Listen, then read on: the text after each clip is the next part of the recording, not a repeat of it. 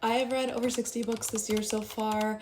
It is more than halfway through the year, so I figured it is time to show you guys my favorite reads of the year so far. First off is The Giver of Stars by Jojo Moyes. These are in no particular order, and I read them all physical copies, but I am traveling right now and I don't have my physical copies. So this is a historical fiction novel, and you guys know I love reading historical fiction.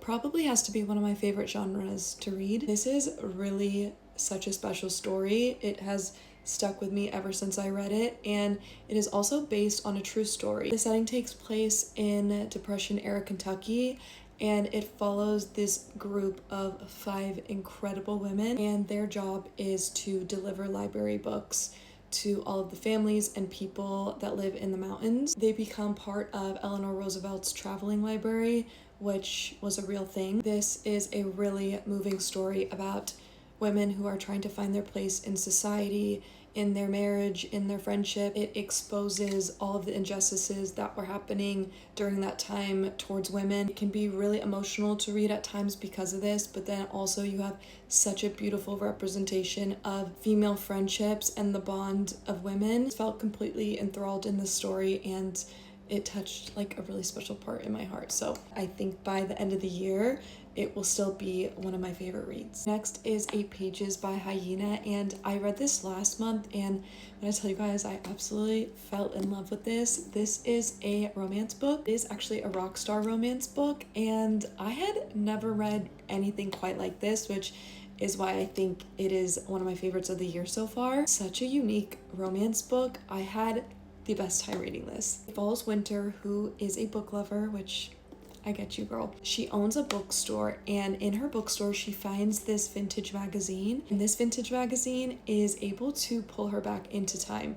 So essentially it is like a time travel machine. Every page takes her to the same day but a different year. When she is pulled back into time, she meets Aaron, who at the time is this aspiring musician. He is broken and kind of lost, and so when she meets him, they have this instant connection. When she is pulled back to present day, she finds out that something horrific is going to happen to Aaron, and it is up to her to change his fate. She has 8 chances to help him, and the twist is she is not able to tell him what his future is going to be. It was such a roller coaster reading this in the best possible way, and I loved this book so much. One of my favorite things about this book was it is like already annotated for you, so you guys see like my annotation tabs on the side, but it is annotated as you read, and there are like the best little pictures, cutest little doodles in the book, and it is just like a very interactive read and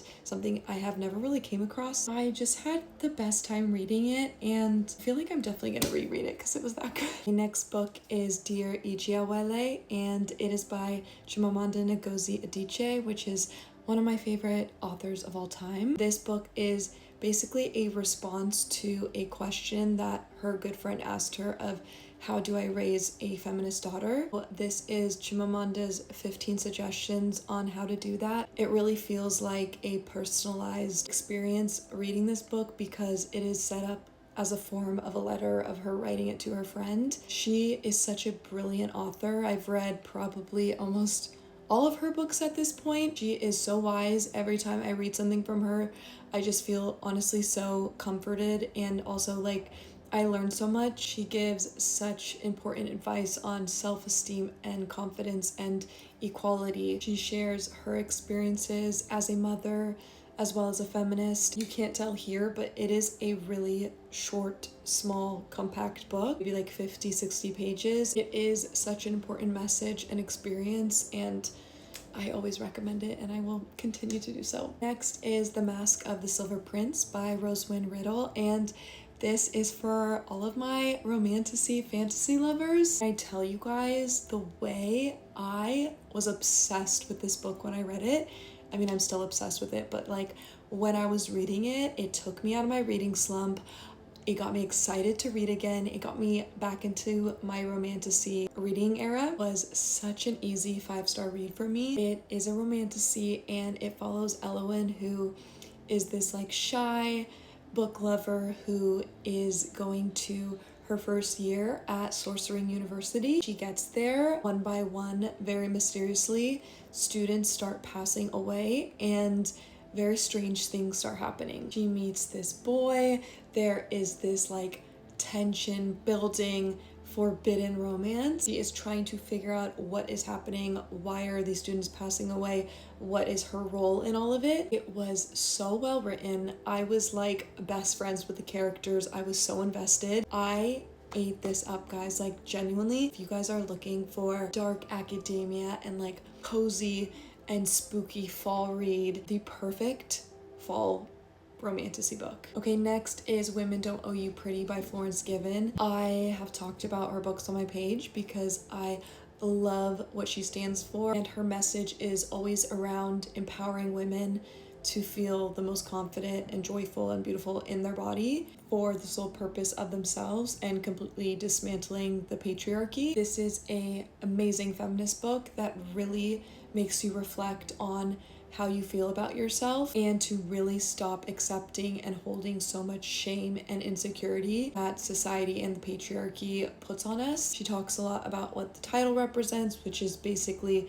the fact that women don't owe you anything. Women don't owe the patriarchy to be pretty, to be thin, to be whatever it is that is pushed on us. You can reject it and truly live for yourself and your joys and your happiness. There are so many toxic structures that exist that you are not even really aware of until you really educate yourself and open your eyes to what's happening. So I always talk about how this is a must read for everybody. It doesn't matter what your gender is, you should be reading this and educating yourself. It is a must read, you have to read it. Next is A Brief Fleeting Almost Impossible Gift by Ijeawele. I was bawling. Like, this is one of the books that had me crying for hours after I read, and you guys know that those tend to be my favorite. This book is a really emotional read, but also a really heartwarming read in a lot of ways. Book follows Maya, who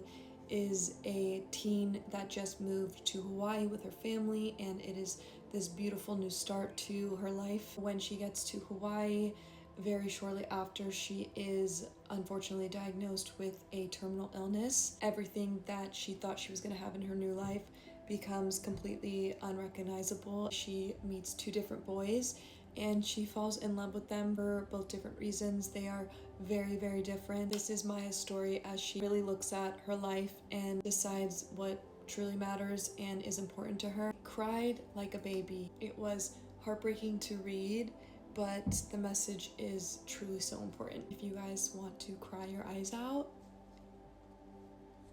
Okay, my lovely friends, that is it for today. I do have a part 2 that I can film because I honestly couldn't fit them all in this video because I yap forever. But if you guys want a part 2, and I can most definitely film that for you because I love to share my books with you guys and you guys are the best. I hope you guys enjoyed this video and love these books, and I love you guys, and I will see you guys in the next video.